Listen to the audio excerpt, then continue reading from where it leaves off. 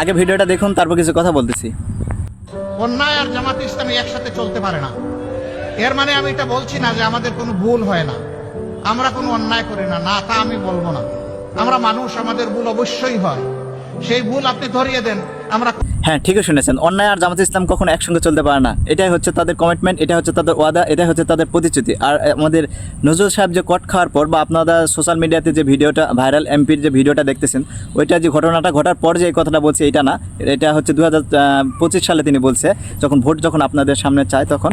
তো যাই হোক, অন্যায় আর জামাতে ইসলাম যে একসঙ্গে চলে না বা এটা চলতে পারে না, এটা তার বাস্তব প্রমাণ কি? এটা রিয়েলিটি দেখায়, এটা বাস্তবতা কি, এটা বাস্তব প্রমাণ কি? তাহলে এইটা দেখেন, সাতক্ষীরা সাবেক এমপি, তিনি সংসদ সদস্য কিন্তু এমপি, তারপরেও তেনাকে জামাত ইসলাম থেকে বহিষ্কার করেছে। এটা হচ্ছে জামাত ইসলাম, বুঝতে পারছেন? এটা হচ্ছে তাদের কমিটমেন্ট, এটা হচ্ছে তাদের ওয়াদা। কিন্তু এর মানে এই না যে জামাত ইসলাম অপরাধী নেই, জামাত ইসলামের মধ্যে কোনো খারাপ ব্যক্তি নেই। এটা বললে ভুল, কারণ সবাই মানুষ, আর মানুষের কাজই হচ্ছে পাপিষ্টের সাথে লিপ্ত হওয়া, আর শয়তানের কাজ হচ্ছে মৃত্যুর আগ পর্যন্ত মানুষকে ওয়াসওয়াসা দেওয়া। তাই বিএনপির মধ্যে যে মানুষ আছে, আমলিকের মধ্যে বা অন্যান্য জাতীয়তাবাদী দল, সব কিছুর মাধ্যমে হচ্ছে যে মানুষ, আর জামায়াতে ইসলামে যেগুলো আছে করে ওগুলো সবগুলো ফেরেস্তা, এটা বললে ভুল। কারণ প্রত্যেকটা দলের মধ্যে ভালো মন্দ আছে, তবে যে অন্যায় আর জামাত ইসলাম যে একসঙ্গে চলতে পারে না, এটা তাদের ওয়াদা, এটা তাদের কমিটমেন্ট ছিল, এটা তাদের বাস্তব প্রমাণ তো দেখলেন। এটা এরকম কোনো নজির দেখছেন গত 54 বছর যে স্বাধীন বাংলাদেশের যে 54 বছর 55 বছর যে দেশ পরিচালনা করছে, এর মধ্যে যে বড় বড় যেগুলো নেতা বা এমপি বা সংসদ সদস্য বা মন্ত্রী যারা অপরাধ করছে এবং দল থেকে বহিষ্কার করছে, এরকম কোনো ঘটনা দেখছেন? না, দেখেন না। বরং শাক দিয়ে মাছ ঢাকার মতো প্রত্যেকটা দলের বড় বড় যেগুলো ক্ষমতাশালী ব্যক্তি, প্রভাবশালী ব্যক্তি, তাদেরকে হচ্ছে হাইড করা হয়। কিন্তু জামাতে ইসলামে এটা তো হাইড করা যাবে না, কারণ এটা হচ্ছে মার্কামারা একটা দল। তো এই জন্য তারা অপরাধ করছে। আমিও চাই যে যারাই অপরাধ করুক, এটা কোনো দলমত এগুলো বা কোনো পক্ষপাতী না করে তাদের অপরাধীকে শাস্তি দেওয়া, এটাই উচিত। কারণ আমি ফার্স্ট টাইম আমরা সবাই মনে করছিলাম এটা এআই ভিডিও, কিন্তু পরে আবার দেখতেছি তারা স্বীকার করছে না, এটা আমার দ্বিতীয় স্ত্রী। কিন্তু তার এটা দ্বিতীয় স্ত্রী কীভাবে হয় এটা তো বুঝি না, কারণ তার এটা মেয়ে না, তার নাতির মতো আর কি বয়স। তো এইটাই হচ্ছে কাহিনী। আবার ওখানে যারা ভিডিও ধারণ করছে তাদেরকে বলছে যে আজকে আমাদের ফার্স্ট মিট। আসলে আমি বুঝি না যে তার যদি স্ত্রী হয়, হালাল যদি স্ত্রী হয়, তাহলে তো ওখানে সাংবাদিকরাকেও তো ডিস্টার্ব করতে পারবে না বা ওখানে কেউ ব্ল্যাকমেল করতে পারবে না, কারণ তিনি এমপি মানুষ। আবার তার হালাল স্ত্রী তার প্রথম মিট কেন হবে, এটাই তো আমি বুঝি না।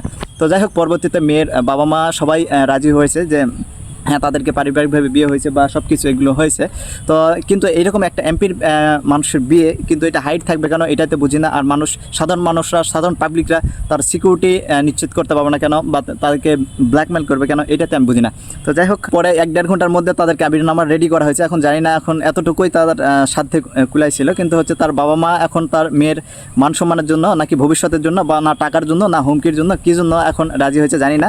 পরে বলতেছে যে তাদের বিয়ে হয়েছে পারিবারিকভাবে। যাই হোক, এখান থেকে আমরা 2টা শিক্ষা নিতে পারবো, যে কখনো চুরি করতে গেলে একদিনে কখনো ধরা পড়ে না। এটা হয়তো বা 10 দিন ধরা করলে, ওই যে বলে না যে চোরের 10 দিন গৃহস্থের 1 দিন, ঠিক ওইরকমটা 10 দিন আপনি অপরাধ করলে বা চুরি করলে একদিন আপনি ধরা খাবেন। তাই আপনারা গোপন গুনাহ থেকে বিরত থাকাই বেটার হবে এবং হালাল সম্পর্কের মধ্যে লিপ্ত থাকুন। আর 2 নম্বর হচ্ছে যে অপরাধী যেই হোক, সে যত বড় ক্ষমতাশালী ব্যক্তি হোক, আমরা এখন বিভিন্ন হচ্ছে সোশ্যাল মিডিয়াতে কটের ভিডিও দেখতেছি, সে এএসপি, সে এসআই, বা হচ্ছে সে অনেক বড় বড় সে রাজনৈতিক নেতা। এই বিএনপিরও একটা ভিডিও ভাইরাল হয়েছে। ওইটা কি এত ভাইরাল হবে? এত কিছু না, হবে না। আসলে প্রত্যেকটা দলের মধ্যে ভালো মন্দ আছে, এবং আমরা কোনো দল বা পক্ষপাতী না করে সে অপরাধী, যে যতই অপরাধী হোক, তার বিচার যেন নিশ্চিত করতে পারি, এটা আর কি আমাদের চাই। এবং নিরপেক্ষ যেন বিষয় হয়, এটাই চাই। কোনো দল মত যেন না থাকে, কারণ এখানে শুধু অপরাধ ছিল, অনৈতিক কাজ করছে এটা না, আপনার রাষ্ট্রের সম্পদ আত্মসাৎ করছে এবং মানুষের হক মারছে, অনেকের উপর জুলুম করছে বা অনেকের উপর ক্ষমতার প্রভাব খাটাইছে।